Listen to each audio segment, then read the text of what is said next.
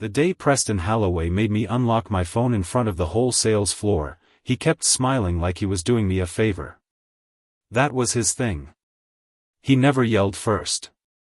He softened his voice, tilted his head, and made public humiliation sound like team building. "Brenner," he said, standing beside my desk with 2 HR witnesses behind him, "just open it up.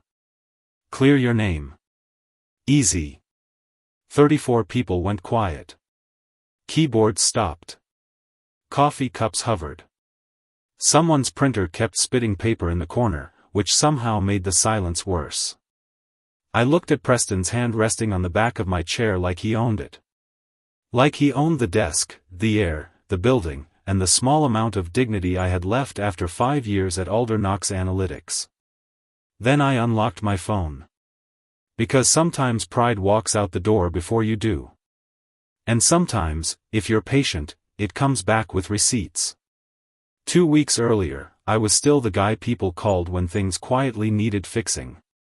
Not officially, of course. Officially, I was Senior Client Strategy Manager, which meant I translated promises made by louder men into actual work clients could understand. If Preston sold a fantasy, I built the bridge back to reality. If an account was furious, I got on the call. If a dashboard broke 5 minutes before a quarterly review, I stayed late and made it behave. Preston called that supporting the vision. I called it cleaning up after a parade horse. He had the kind of confidence that came from never being the person holding the mop. Tall, silver watch, expensive shoes, hair that looked like it had a personal assistant. He believed every room had a head seat, even when the room was a hallway. "Brenner's our quiet killer," he'd say in meetings, clapping my shoulder a little too hard. Not leadership material yet, but useful. People would chuckle because that was safer than not chuckling. I'd smile. That fake smile became a muscle. I wore it when he interrupted me during client calls and repeated my idea louder. I wore it when he gave my renewal strategy to his nephew, Lyle, who'd been with the company 6 months and still thought API was a pricing tier. I wore it when Preston moved my office to the glass cube next to the break room because, in his words, visibility builds hunger. What it actually built was a front row seat to everyone microwaving fish. My wife, Nola, noticed before I admitted it. Every night I'd come home to our small kitchen with the green tile backsplash we swore we'd replace someday, loosen my tie, and set my laptop on the table like it owed me an apology. Nola would look up from grading her students' essays and say, "How many fake smiles today?" "Light day," I'd say. "Only 12. She'd slide coffee toward me even if it was 8 p.m., "You know they're not confused about your value, right? They just like renting it cheap." That was Nola. Warm voice, sharp blade. I wanted to tell her I had a plan. But at first it wasn't a plan. It was just a folder. A private folder on my personal laptop called After. Not company files. Not client data. Nothing I didn't have the right to keep. Just my own frameworks, notes, market observations, pricing ideas, and lessons learned from watching Alder Knox promise big and deliver late. I had watched clients for years. Not just what they asked for, but what they flinched at.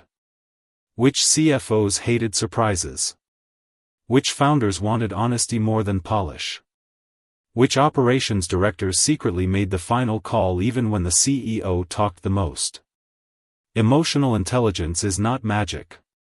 It's just paying attention while everyone else performs. The real turning point came during a Thursday leadership review. Preston had booked the big conference room on 12, the one with the long walnut table and windows overlooking the river. Rain tapped against the glass. Everyone had their laptops open like little shields. We were discussing the Marlowe Foods renewal, a 7-figure account Preston had nearly lost by promising predictive inventory tools we did not yet have. I had spent 3 months rebuilding trust with their COO, Waverly Stowe. Not with charm. With accuracy. I told her what we could do, what we couldn't, and when something would actually be ready. Revolutionary stuff, apparently. During the meeting, Preston clicked to my slide, paused, and said, "I reworked Brenner's proposal." He had not. He had added 3 impossible deliverables and a launch date that lived in a fantasy village. I looked across the table at him. That timeline creates risk. His smile thinned. Risk creates opportunity. Not if operations can't deliver. The room shifted. Nobody liked hearing truth before lunch. Preston leaned back. "This is why I say Brenner is excellent in the engine room. But he gets nervous on the bridge." A few people looked down. One person coughed into a fist. I gave the smile. "The old one. The rented one." "Sure," I said. "Whatever keeps the ship pointed at land." Nobody laughed. Preston did, softly, like he was being generous. After that, I started preparing for real.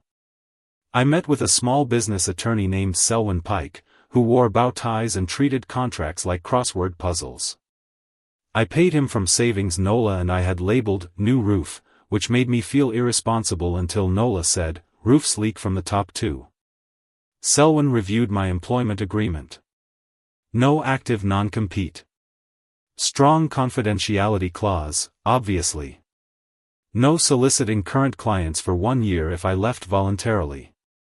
But if clients independently approached me, and I used no protected information, the door wasn't locked. Just heavy. "Build clean," Selwyn told me. "No shortcuts. Shortcuts are where angry companies go fishing." So I built clean. I incorporated a small consulting firm called North Lantern. I made a plain website with no buzzwords. I created service packages based on things Alder Knox was too bloated to do well: implementation audits, client retention strategy, operations alignment, and honest reporting. No stolen lists. No exported contacts. No sneaky downloads. I didn't need them. The market was not a secret cave. Clients had websites. People spoke at conferences. Procurement emails were public more often than executives realized. Still, I moved slowly. Patience, I learned, is not passive. It's a weapon you don't wave around. Then the leak happened. Alder Knox lost a competitive bid to a smaller firm after our pricing model showed up almost exactly in their pitch. The executive team panicked. Preston needed a culprit fast, preferably one below his tax bracket.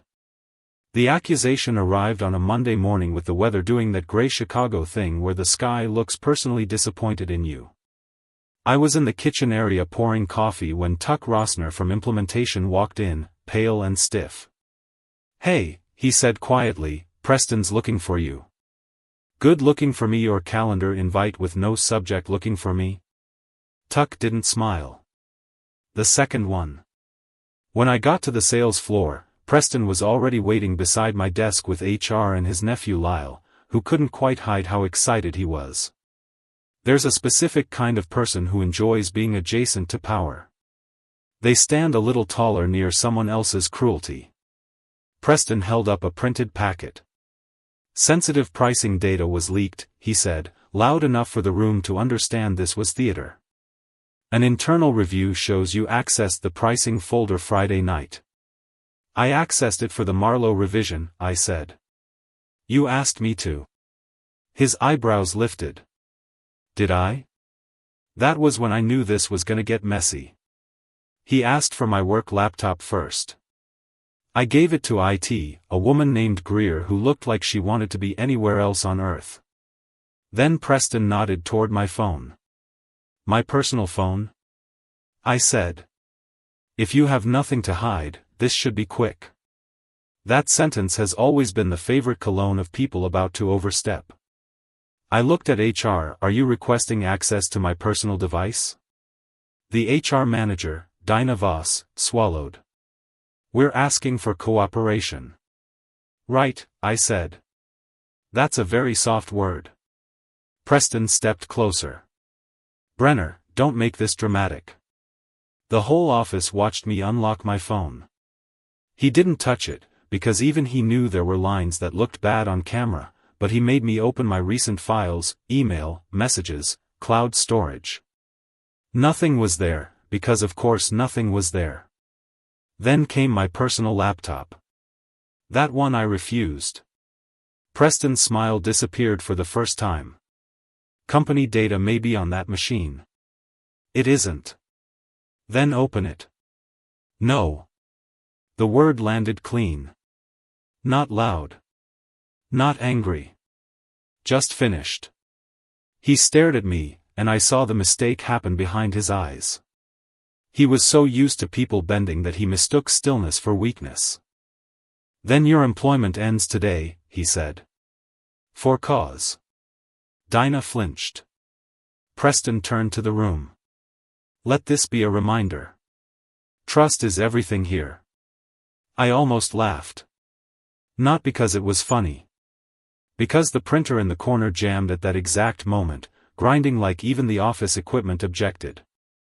Security walked me out. Tuck stood near the elevators, jaw tight.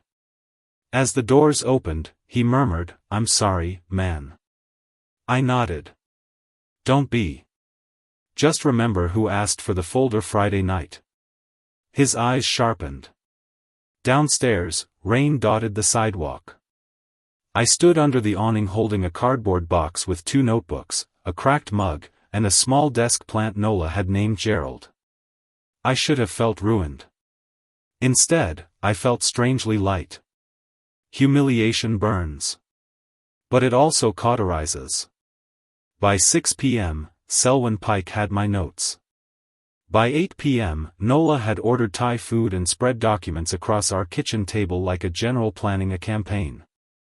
"Are we scared?" she asked. "Definitely." "Are we done?" "No." "Good," she said, handing me chopsticks. "Then eat." The first week was ugly. Alder Knox sent a threatening letter accusing me of misconduct without evidence. Selwyn responded with a letter so polite it could cut glass, requesting preservation of access logs, meeting recordings, device search policies, and all communications related to my termination. That got their attention. Meanwhile, Tuck called from a parking garage. "I shouldn't be saying this," he said. "Then don't say anything dangerous." "I won't." "But Friday night? The pricing folder was accessed from your credentials after you'd logged out." I stood on my back porch, cold air against my face. "How?" "Admin override. Someone used a temporary session token." "Who can do that?" "IT director. Preston. Lyle, if someone gave him access he absolutely should not have." There it was. Not revenge. Leverage. I did not post online. I did not blast anyone. I did not send dramatic emails with subject lines like, "The truth." That stuff feels good for 10 minutes and looks terrible forever. Instead, I worked. North Lantern's first client was a regional logistics company whose VP had heard me speak at a panel 2 years earlier. The second was a software firm tired of paying for strategy decks that looked expensive and said nothing. The third was Waverly Stowe from Marlowe Foods, who called me herself. "I heard you're no longer with Alder Knox," she said. That is the cleanest possible phrasing. "Did you leak their data?" "No." A pause. "I didn't think so," she said. "Preston's been telling people you became unstable." "Of course he has. Stability is what unstable people call silence." She gave one short laugh. "Can North Lantern handle a retention audit?" "We can." "We?" I looked at Nola, who was across the kitchen reviewing my proposal with a red pen like a merciful executioner. "Royal we," I said. "For now." Within 6 months, North Lantern had 4 contractors, a modest office above a bakery, and more work than I could comfortably pretend didn't terrify me. Our conference table was second-hand. Our coffee machine made a noise like a lawn-mower full of coins.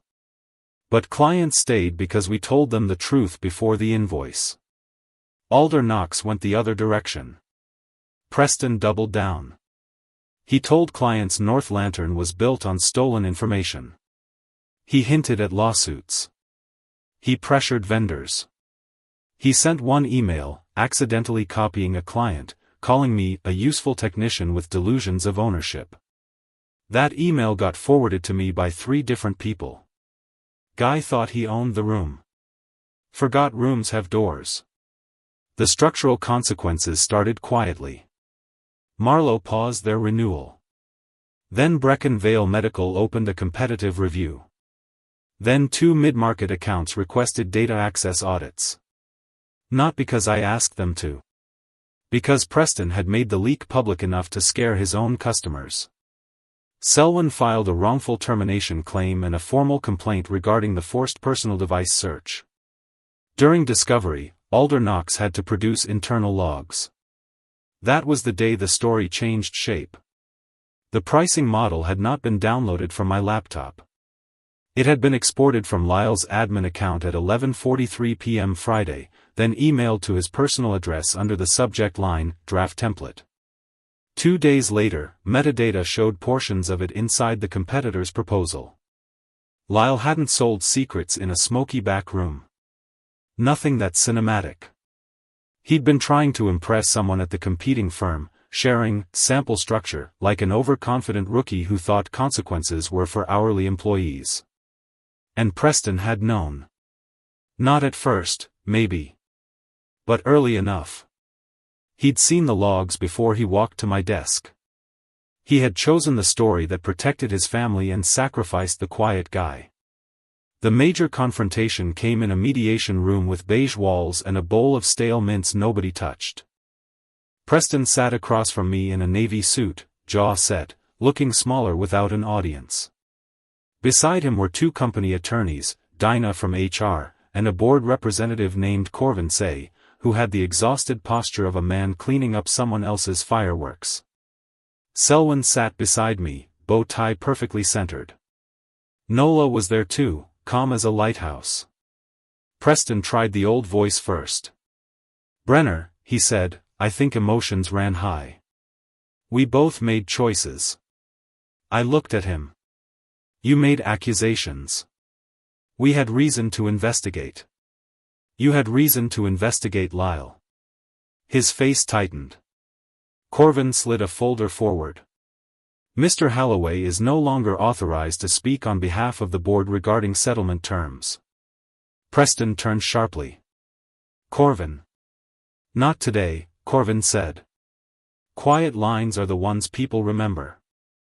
The settlement covered my wrongful termination, legal fees, and a public correction sent to clients who had received misleading statements.